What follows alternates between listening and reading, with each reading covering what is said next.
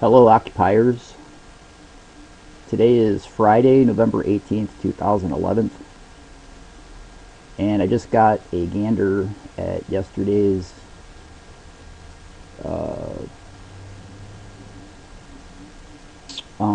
politics section of the newspaper. Folks, you just got an 84-year-old lady pepper sprayed. Do you see this? What did you do?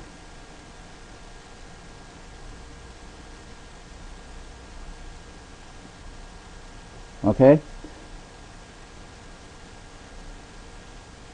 Without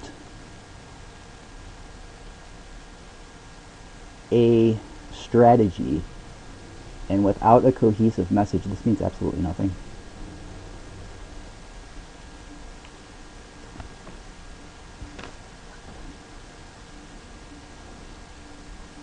Okay? This was in Seattle, and they had to come pick up their bicycles, I'm reading, and shove them at you and confine you into a small place, and they started to pepper spray.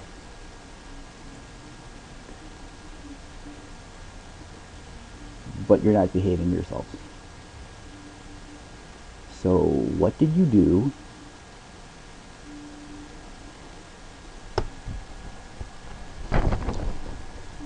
Now I'm going to read some credible facts that support my criticism, what I'm saying.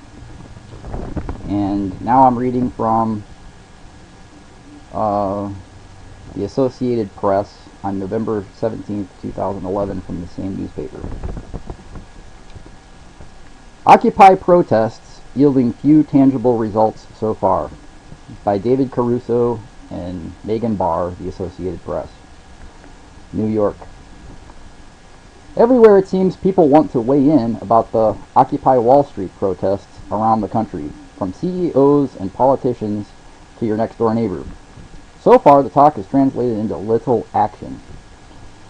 2 months into the movement, with police dismantling the encampments one by one, city by city, few politicians or policymakers have publicly taken up the protesters' cause and done anything to address corporate excesses and economic inequality.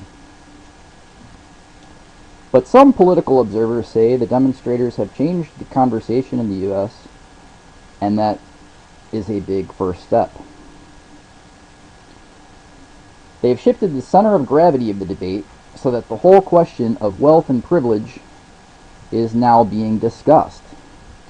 And William Galveston, a senior fellow at the Brookings Institution, the Washington political think tank. In a democracy, what people are talking about matters.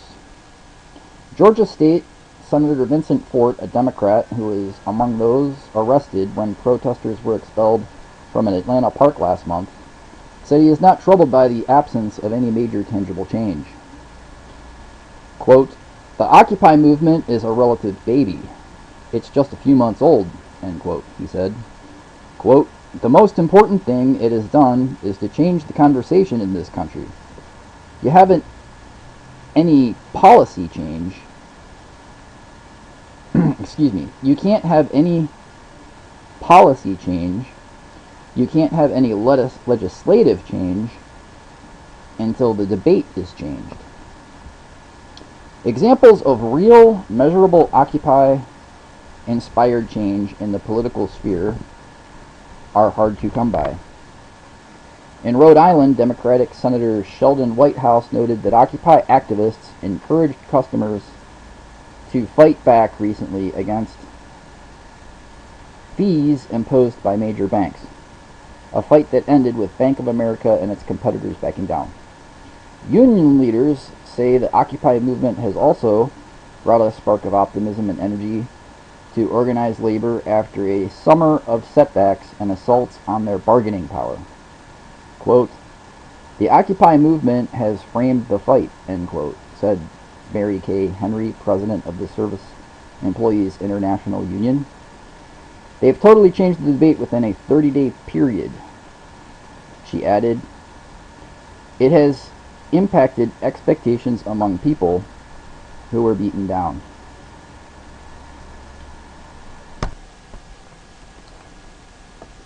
So there you have it. There are some facts confirming things that I've made an attempt to warn you about, even though I'm in support of the principles in line with my overall convictions.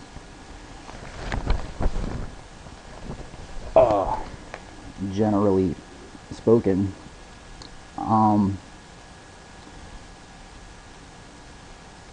you're not getting results because nobody understands you.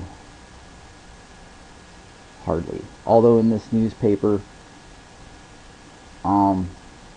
somebody clearly deciphered a point behind it, what you're doing, saying that,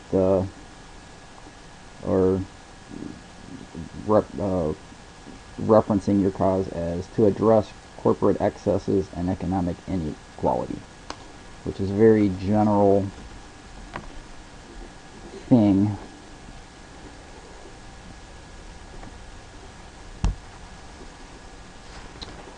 You're being riotous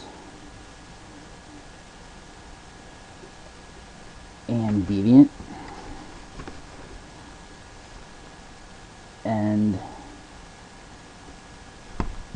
there's no clear, coherent, cohesive goal.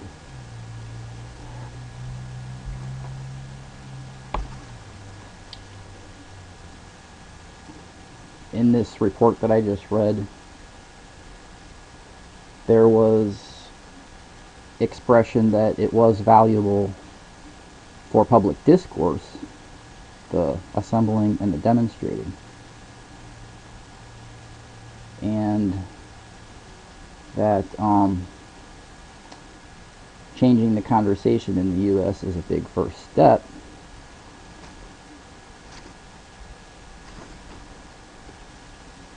It needs to be translated into some more some action that is more constructive than just camping out on other people's property and being boisterous with a general message.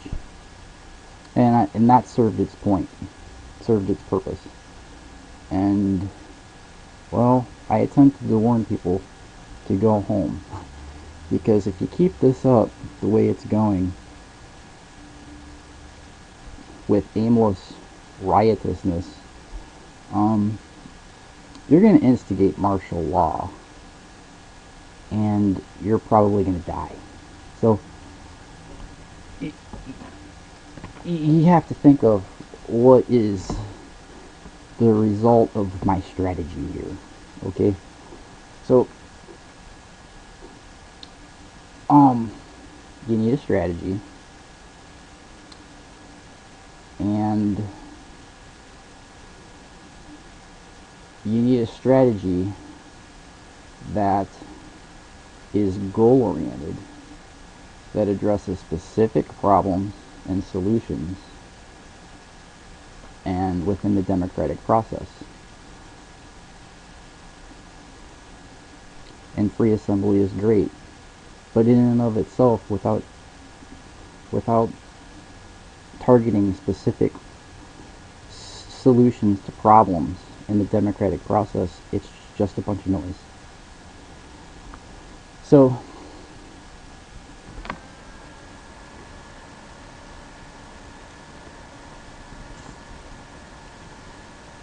I'd like to attempt to go over some things that, and offer directives. I don't know who is behind this, but I have some ideas, and in the next couple days or so forth, I'll be addressing these things to communicate to you on how this could be more purposeful. Thank you very much. God bless you. Oh, P.S. Before I go, I forgot one thing that I really wanted to say. Just really, urgently, crucially important. Okay. I want to see you monitor your people. I don't, at these various Occupy locations, I don't want to see some or person or some committee appointed to weed out your Goonie birds. Okay, just put it quite plain talk language. Okay, and if there's anybody in there that is, riotous, raping people, taking people out of places and shooting them, stuff, I want you to have some kind of system set up that, you can contact the authorities and handle it, and have some responsible people overlook at your locations amongst yourself, intelligent, sensible people filled with wisdom, okay? And pick these people who have some kind of sense of, decency and some kind of strategy, and have them,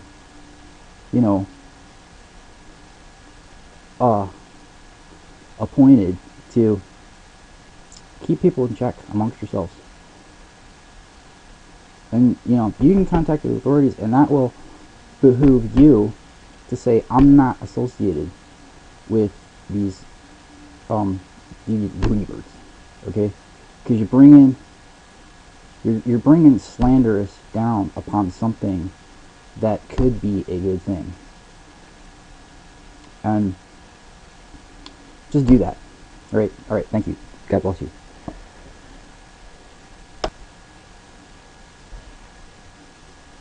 Incidentally, okay, P.S. One more P.S.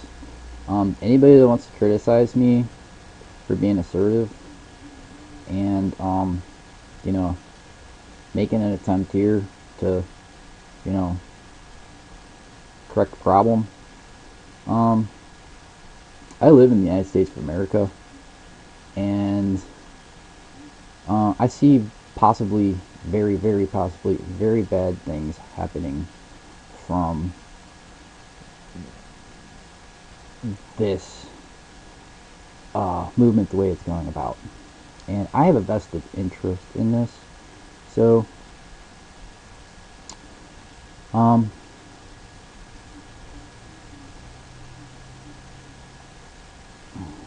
doing the part. See, things I've done more constructive are I've contacted my legislators about issues. I have talked to people. I have made my petitions and tried to spread them around and try to have petition signings. Okay, and curiously enough, I've actually seen some